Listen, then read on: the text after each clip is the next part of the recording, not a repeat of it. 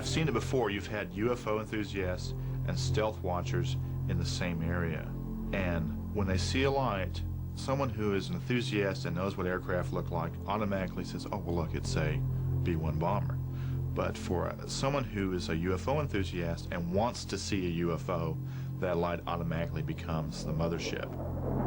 In 1992, Steve Douglas was filming military air exercises at Roswell, New Mexico. In the near dark, his camera caught a few seconds of a very strange triangular craft. He took the fuzzy picture to an expert. This is probably your proverbial tantalizing image, because it is something we believe is an unusual aircraft, one that the government doesn't admit they have, so it would be exciting to be able to get a good, clear picture of it, because this is just interesting. It's exciting. It's exciting to discover something unknown. I mean, this is a black aircraft against a black sky, and there's a lot of noise in the frame, so that anytime you look at the aircraft, it's almost the same color as the background. Try as he might, Warren cannot show us what the camera could not record. This is a cleaned up, processed image that I did using, if you would, pure image processing. But that's still awfully noisy, and it's very hard to see anything. But it would be very easy to use the computer to help clean it up, to go in and electronically, look at the image and say, wow, that's the sky, and that's noisy, and here are the edges of the object, and I'll just clean them up. I'll smooth out those edges. Well, the problem with that is if I have expectations about what I'm going to see, and I use those in the work I'm doing, then what I end up getting is exactly what I was looking for. I can make it anything I want, flying saucer, or you name it.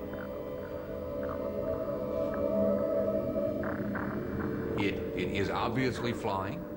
It's obviously unknown. So it is definitely a UFO, but that doesn't mean it's a spaceship from another planet, or a time traveler, or a fill in the blank. We have strong suspicions that this is, in fact, a highly secret, highly stealthy reconnaissance airplane that the government has and has operated, but for reasons of security, they haven't admitted that they own or operate it. This is what Steve Douglas filmed, the TR-3 Black Manta.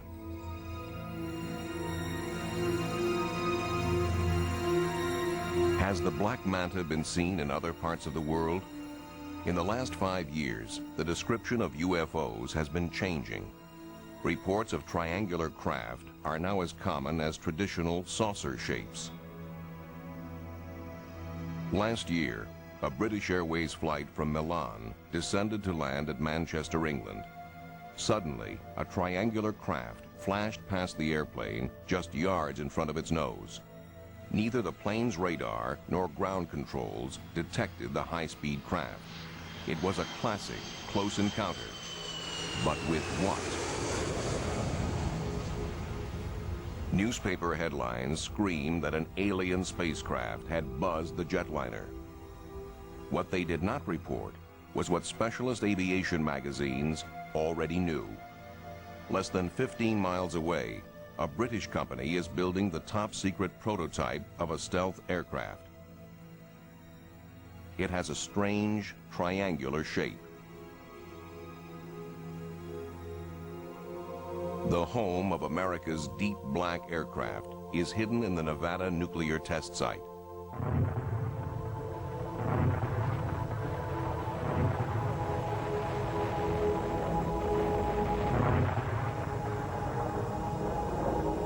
For decades, nuclear warheads were tested here.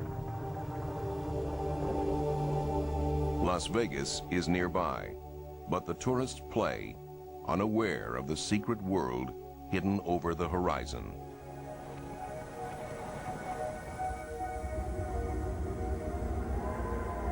Area 51 of the test site is Groom Lake. Aircraft call sign, Dreamland, Groom Lake appears in no list of military installations, yet it has the longest runway in the world and the biggest aircraft hangar. What it holds is above top secret, and yet it has attracted so much public attention that maps of the base are now available. To enter here means risking imprisonment without trial. The use of lethal force is authorized.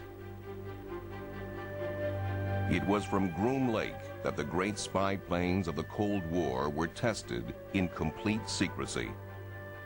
The U-2, the CIA spy plane, was first flown here. Later, the family of aircraft that include the SR-71 Blackbird lived in top secrecy for more than 10 years. The Blackbird flew faster and higher than any aircraft. Like the U-2, it was invulnerable until missile technology made it obsolete.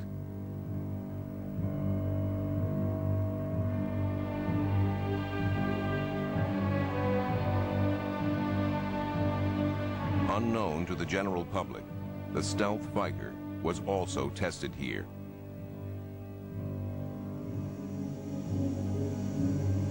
Top secret aircraft such as these have been confused with UFOs for half a century.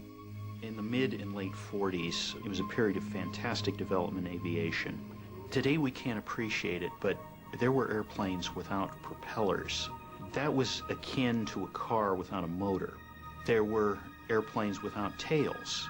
There were airplanes that were disc-shaped. There were airplanes with swept wings. Potentially, a person seeing one of these aircraft could think that it wasn't an aircraft, it was a spaceship. A person not knowing about these aircraft would think that there's something beyond earthly performance and assume that these were in fact flying saucers.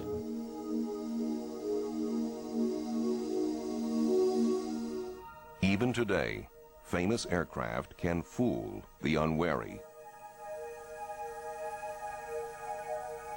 The stealth bomber, the Northrop B-2. Watching it is an education. It would be understandable if people, seeing this very unusual aircraft, might mistake it for a flying saucer. If it was still a secret, what would you think? Man-made aircraft or UFO?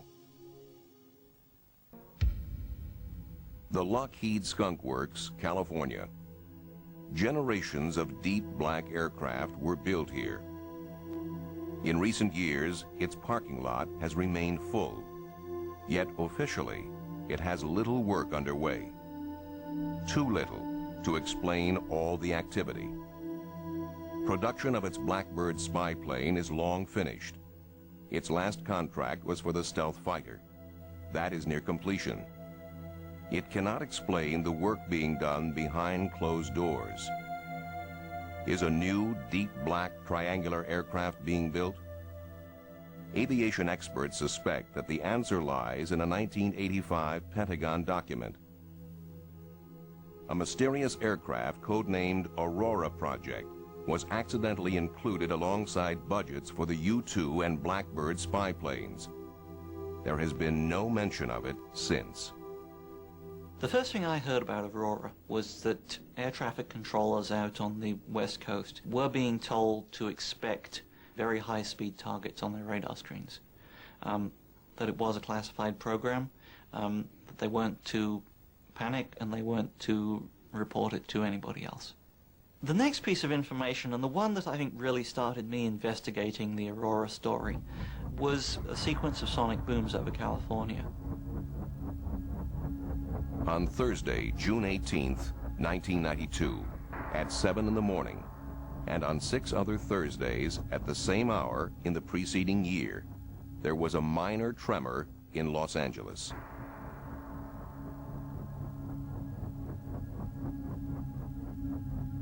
Spurred on by telephone calls from worried residents, Jim Morey of the U.S. Geological Survey set out to discover what was causing this unusually punctual earthquake. At his disposal is a network of seismic recording stations. He quickly established that it was a double sonic boom from a supersonic aircraft. Maury compared the signature of the aircraft's sonic boom with the patterns produced by those of the space shuttle landing outside of Los Angeles and by the SR-71 Blackbird on its world speed record transcontinental flight in 1991. It was completely different. The size and spread of the boom was unique.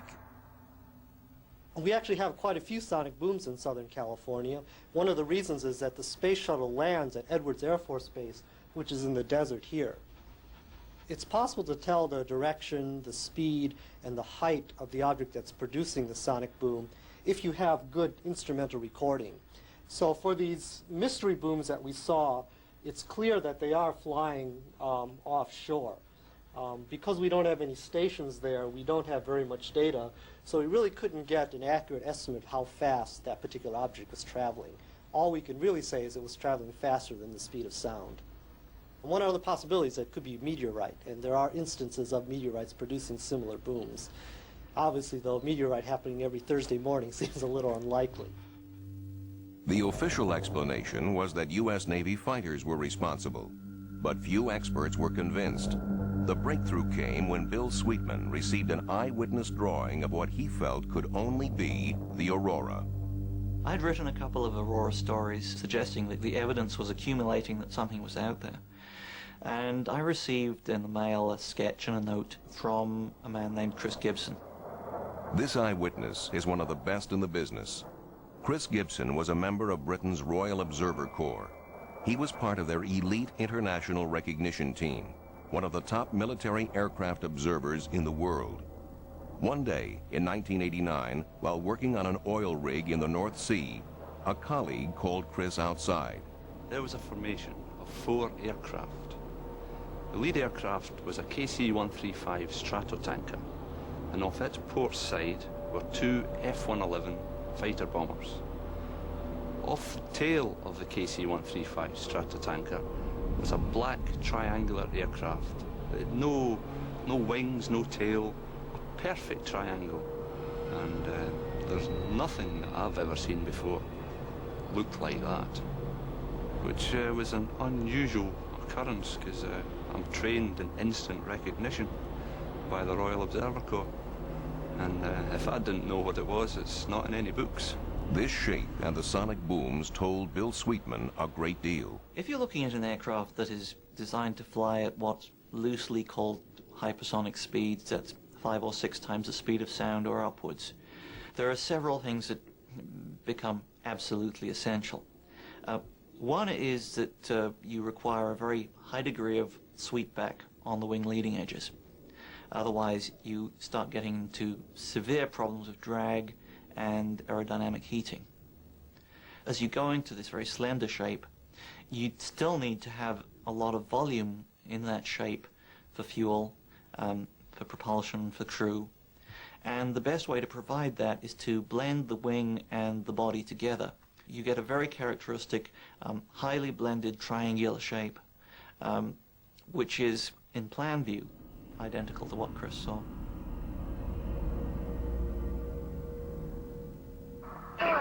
In Amarillo, Texas, Steve Douglas may have captured photographic evidence of the aurora. He maintains sophisticated military signals monitoring equipment in his home. I think it was March 23rd, 1992. I was back here in my office when the house was shook by what sounded like a large sonic boom. I'd heard a lot of sonic boom before, so I know how they sound, but this one seemed to continue. It wasn't just a crack boom and left. It was a rather large shudder that you could feel in your chest, and the windows vibrated. And that's when I saw this very high-speed aircraft flying over the house at incredible rates. I grabbed my camera, knowing it was something different, especially because of the way the contrail worked. The Donuts on a Rope contrail is produced by no conventional aircraft. Its engine noise is also unique. It's a deep, thrumming, regular pulsing booming noise, like somebody unzipping the sky. You feel it more in your chest than you hear it. It doesn't sound like a jet. It doesn't sound like a rocket. It's just very unique and an amazing sound. The Donuts on a Rope contrail has been reported from around the world. This never-before-seen footage was taken by an amateur cameraman from a transatlantic passenger jet. It is very hard to hide an aircraft like the Aurora. The contrail and engine noise are the signature of a pulsed detonation engine, the kind of engine necessary to fly at hypersonic speeds. With a cruising speed of 5,300 miles per hour, Mach 8, operating in near orbit at an altitude of 50 to 80 miles, the Aurora could reach anywhere in the world in 3 hours.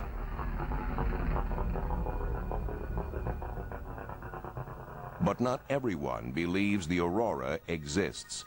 The name Aurora first appeared as part of an unclassified budget document. It was assumed by people that this is referring to a hypersonic aircraft program. Ben Rich, the former head of the Skunk Works, however, later revealed that this was actually the funding item for the development of the B-2 bomber, that it had nothing to do with a hypersonic airplane, and he has flatly said that such an airplane does not exist. Aurora is not a belief system. Aurora is a continuing investigation which is not yet closed. Personally, I think that there's overwhelming evidence that there is a high-speed program out there. Like the deep black projects that came before it, the Aurora's existence is still denied. If the Aurora does exist, its main test base would probably be Dreamland at Groom Lake, Area 51, in the Nevada nuclear test site. But something else entirely is rumored to be flown here: captured alien spacecraft. Dreamland has become the focus of those who say that there is a government conspiracy to cover up alien contact.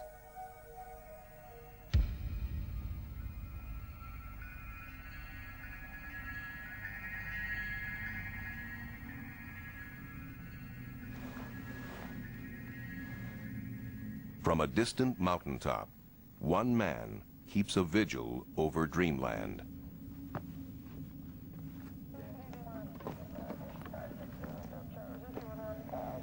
I'm up here on Tickaboo Peak, 25 miles east of the base. It's an 8,000-foot peak.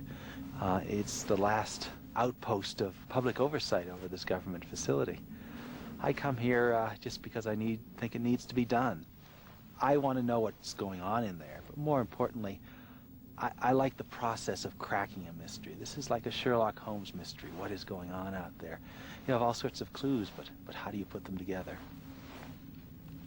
The base itself, it just sits there. It's like any other Air Force base. I see it like a Rorschach ink blot test. People come and see this ambiguous stimulus and they impress whatever they want on the stimulus. Some people see conspiracies. They say that the one world government is based out there. Some other people think all the missing children in the world have been taken here. Other people see only black programs. Others see spirits. They think that out there the aliens are communing in some way with our government, and you can send out your love and bring them into you. The stories are as varied as the people who come here. These beliefs are based on the claims of one man. There were 9 flying saucers or flying discs altogether. Rachel, Nevada, population 101, and falling. Its inhabitants have seen many strange things flying over the mountains above Dreamland. I believe that there are saucer-shaped craft here on Earth. I definitely believe it was a saucer. I've seen a lot of strange things out here. It was just a series of lights. Dancing lights. And they came up close, and then they were gone in an instant. I believe it's possible. It could be within regions underneath the Earth that have been established as a base. There's too much technology out here that can't be explained. we might be dealing with an interdimensional phenomena. I definitely think the government knows. I don't think we're alone in the universe.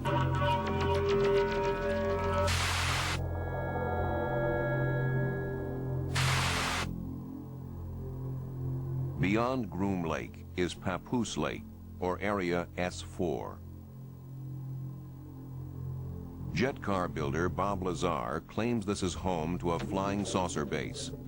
Lazar also claims he is a former employee of the Los Alamos National Laboratory, birthplace of the atomic bomb. He maintains he was hired as an engineer on a top-secret project. I was under the impression I was going to be working on an advanced propulsion system, which was right up my alley, and I was very excited about it.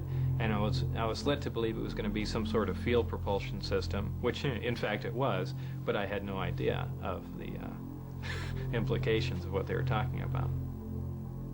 Lazar says he was flown from Las Vegas to Groom Lake, put on a bus, and driven to Area S4, Papoose Lake.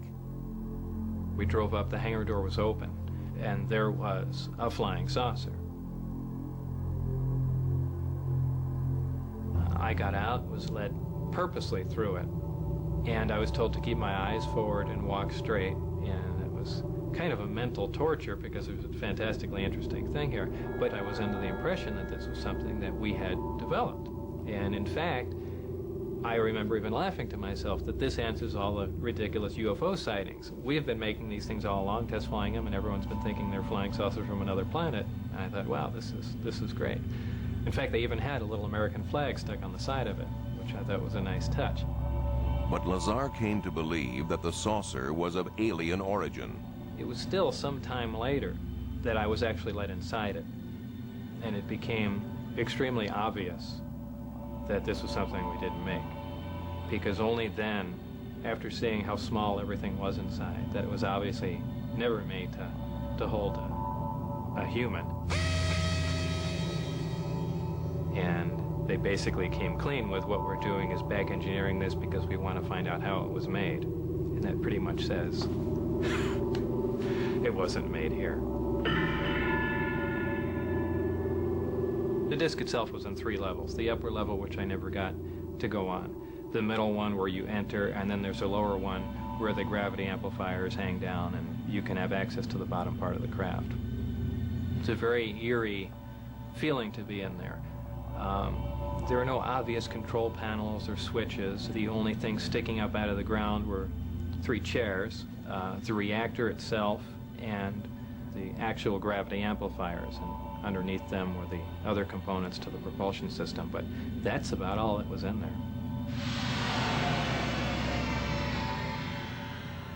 Bob Lazar's story has been investigated by a reporter at the local TV station. Birthplace of what some have called the cosmic Watergate.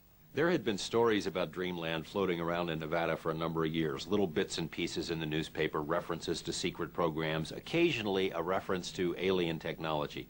There have been some of those same kind of references in ufological circles, people saying there's a secret base in Nevada, you better check this kind of a thing out. It wasn't until about 1987 I started digging into some of these things. In 1989 I met Robert Lazar, and the story he told me was an incredible one by any standards. I thought that if in fact any of this stuff checks out, it may be the biggest story in history. Does Lazar's story check out? Do any records of Lazar's past employment exist? For myself and the TV station, the key to his credibility, the key to his story was always Los Alamos, because if he worked at Los Alamos, if he worked in classified projects, it is at least conceivable that he would have been brought to Nevada to work in other classified projects.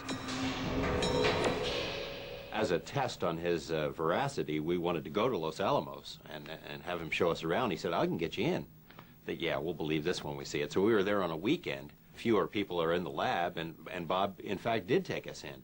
And it was like following him through this labyrinth of different labs and facilities, and he knew his way around like a rabbit in its own burrow. He knew where everything was, and that impressed me, because how would he know if he hadn't been there?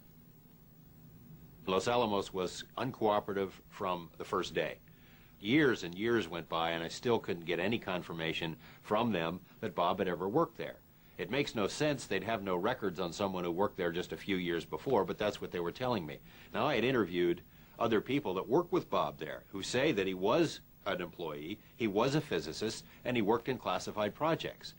If that were the case, where are the records? Because to this day, we still can't find them. What this tells me is that someone has tried to wipe out Bob's background so that fewer people will give him any credibility.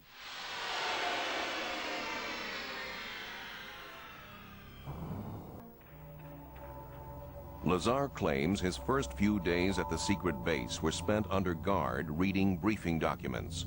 According to Lazar, these documents possessed detailed knowledge of aliens and made clear that the spacecraft was not a recent acquisition. It seemed like they had been working on it for at least a couple of years, but it could have been 20 for all I know. Each group would work on a very specific part of the craft. For instance, there was a group working on the metallurgy of the craft. Our group, and as a group I mean two, we had the specific job of dealing with the power and propulsion system of the craft. Once when I went in the hangar, all the bay doors were open all the way down, and you can see that there were other crafts in there, and they were all completely different. Now, I was told that all the power sources and propulsion systems were identical in them. As far as how many of them were operational, I only know the one that I worked on was operational. The rest of them, for all I know, could have been cardboard mock-ups, so I really can't even comment on them. One of the crafts looked like it had been stood up on end and a projectile fired through it. So I would imagine some of these crafts were non-functional.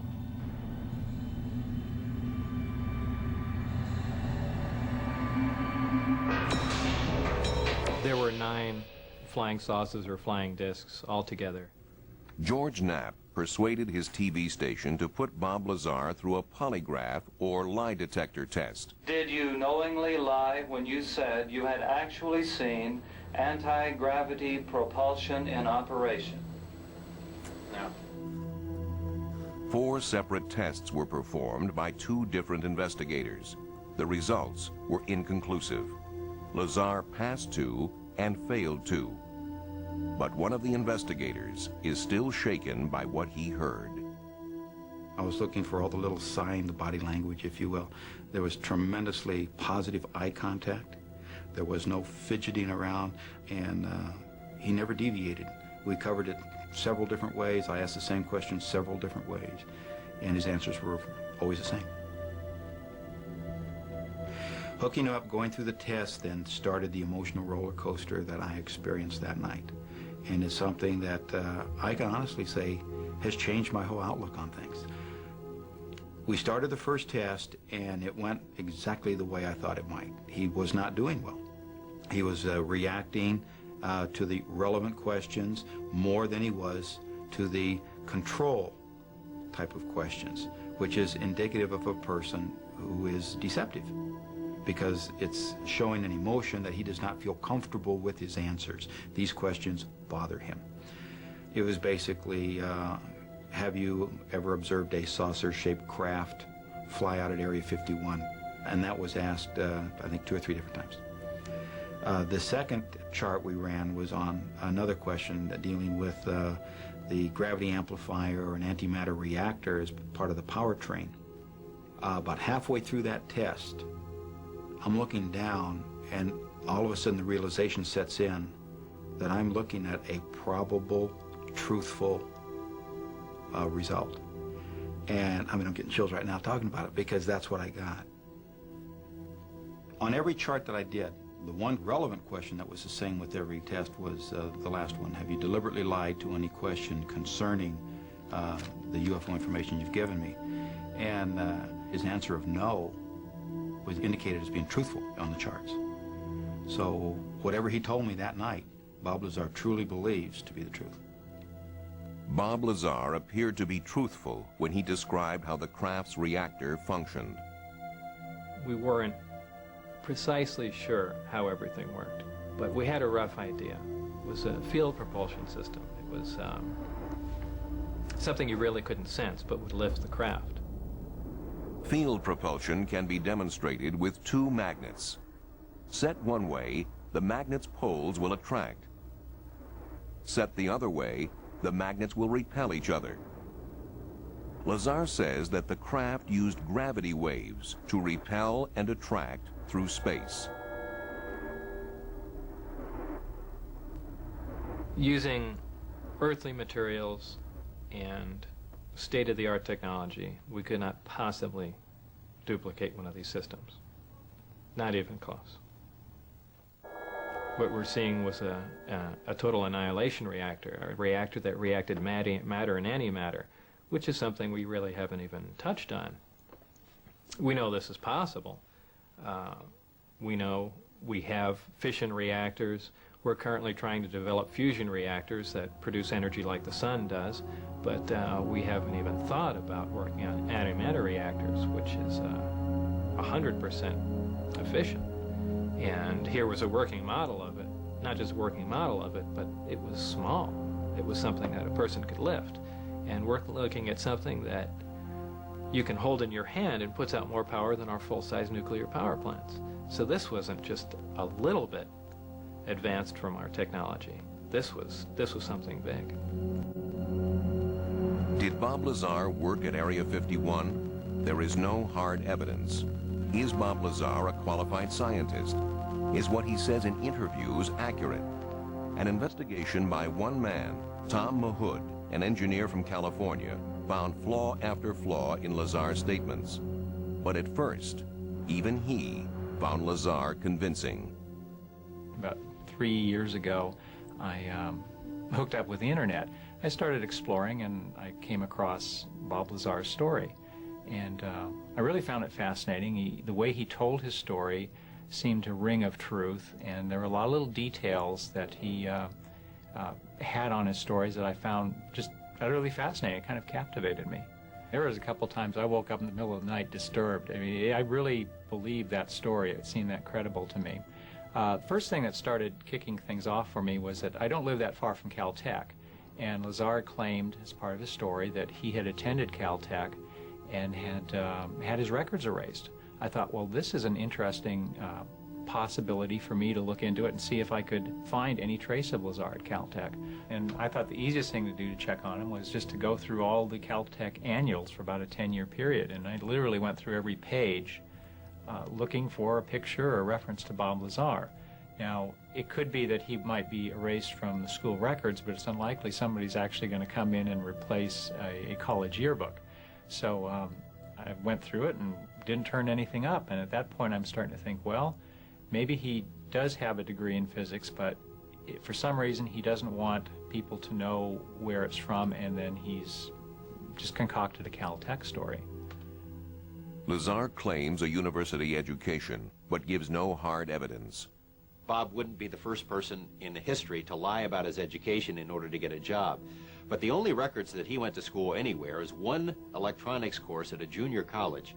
And it doesn't make sense that someone with that level of education would get hired to work at the places where he worked. Fairchild Industries in a highly technical position, and later Los Alamos in a highly technical position. He had to get educated somewhere. If you've been to his house, if you see what he does with computers, you know he's as an intelligent and educated man. Where did that education come from?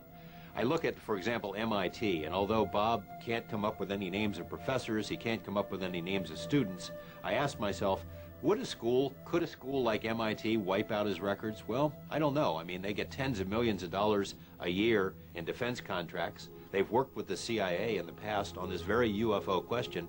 Could they do it? Would they do it? I think it's possible. Lazar says he was fired from Area 51 after making a blatant breach of security. The craft that I worked on was tested quite often. Most of the tests occurred on Wednesday nights. They were never taken out of the atmosphere. They were barely taken over the mountain range. You have to look at the fact that this was their prized possession, that they were just learning how to use, and they weren't about to lose it.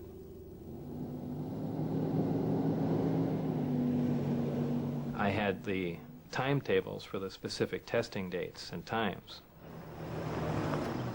And I did bring some friends on a specific day where I wouldn't be working, and they got to view some of the tests for themselves. It's just sitting there. Lazar claims they saw a brilliant light, an alien spacecraft that was moving through the sky in directions and angles beyond the performance of conventional aircraft. Coming toward us! Coming over.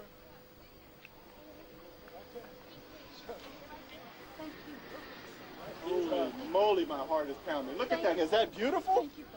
Is it beautiful? Now, we weren't in the base. We were still 10 miles away from it. But even out at that far, there was still a reasonable amount of security. And we were able to see quite a few things. And as time went on, we became lax and eventually got caught. The day after I was caught, I was supposed to show up for work. However, they had me debriefed at an Air Force base north of Las Vegas. That's where a lot of the friction began between myself and the people there. They pointed weapons at me, yelling in my face at a close distance. I mean, they were as angry as you could be without hurting someone. They threatened my life. At the time, they threatened my wife's life, past employment records, places I've been, places I've worked, people I had worked with. All this information began to disappear, and I actually began to be concerned that perhaps they were going to do the same to me.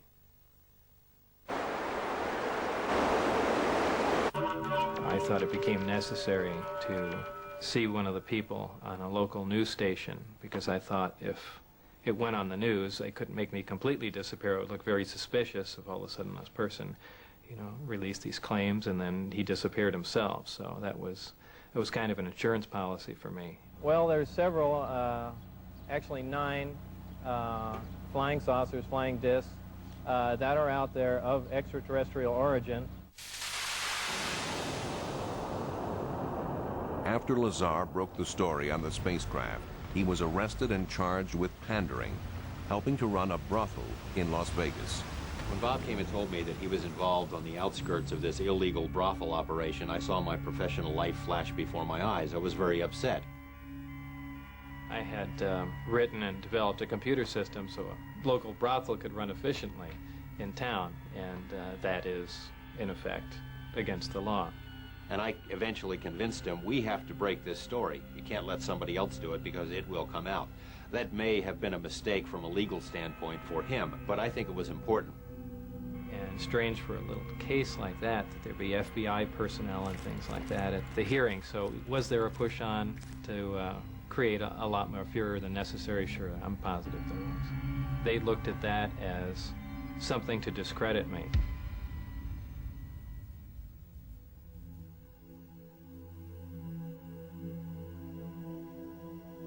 Bob Lazar seems to have a very peculiar memory. I'm not sure that it's suspicious, but it is peculiar in that he seems to remember very tiny details of his time spent at S4, yet he seems to have trouble remembering classes that he took, professors' names, dates. A lot of his past seems to be faded from his memory, but not S4. On paper, I think Bob Lazar comes across as a complete fraud. Yet I've talked to enough people and I know enough stories about things that have gone on in Area 51 that my gut feeling is that the guy was there. Whether things happened precisely as he said, I can't be sure. Should we believe Lazar's story? Tom Mahood has discovered that he did work at Los Alamos, but only for a civilian subcontractor. He was not a research scientist. He was a junior technician working on open civilian projects. Bob Lazar has been caught lying about his past. Until we have some hard evidence, perhaps we should recall what Einstein said. Whoever is careless with the truth in small matters cannot be trusted in important affairs. Bob knew when and where flight tests of these objects were going to take place because 3 weeks in a row he took people up there and they videotaped it. How did he know? I had a person who worked up there put him through a series of questions, not asking the big questions, where are the saucers kept, but small questions like, where's the cafeteria? How do you pay for your meals? Things like that. That person, whom I know worked at Area 51, was convinced that Bob, in fact, had been at the facility. Is this the greatest story in the chronicles of UFOs? Unless George Knapp's mystery contacts go on record, we will not be able to judge whether it's all one big hoax. I believe the operation moved a short time after I went forward with it, possibly in 90 or 91. Where they are now, your guess is as good as mine.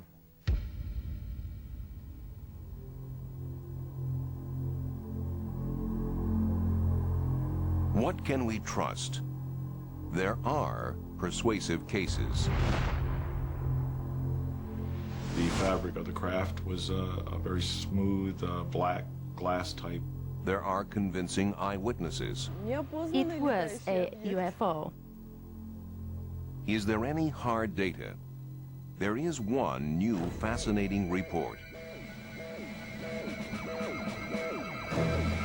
On May 5th, 1984, an alert was triggered at the North America Air Defense Command. Moving hot and fast through Earth orbit, it was not an incoming missile. It was codenamed Fast Walker. Floating in Earth's orbit are the satellites operated by the U.S. DSP, or Defense Support Program. Their job is to provide the first warning of an incoming ballistic missile attack on the United States. The satellite sensors are so delicate that they also pick up infrared heat signals even from minor house fires. At 1400 hours Zulu time, a DSP satellite detected a hot, fast, solid object swept in from outer space. It passed within 15 miles of the satellite and then curved back out into deep space. It was tracked for 9 minutes.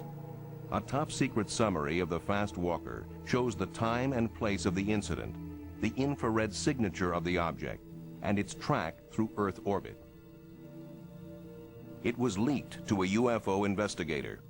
Where it appeared in the sensor field would indicate that the object came into the sensor field from outer space, went in front of the sensor, and left, departing back into deep space. It would indicate it was some type of craft that had the ability to maneuver. If this Fast Walker was a meteorite, then the Earth's gravitational field would have sucked it into the atmosphere, burning it up. It takes energy to break the grip of Earth's gravity. Inanimate objects like meteors or space debris cannot do this. Spacecraft like the space shuttle can, but the Fast Walker came from outer space. And there you have hard evidence. You have telemetry from that satellite, you have information, you have systems, you have data that you can go back and investigate and check and verify. In the past, usually UFO events are just eyewitness testimony. There you have a very sensitive defense system that sent you the information to the ground.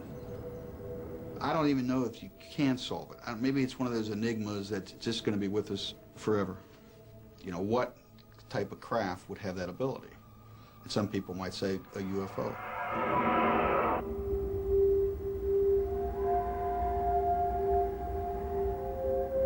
Is there life beyond our planet? One astronomer estimates there may have been as many as 100 million civilizations since the universe began. How unlikely is it then that we have been visited by one of them?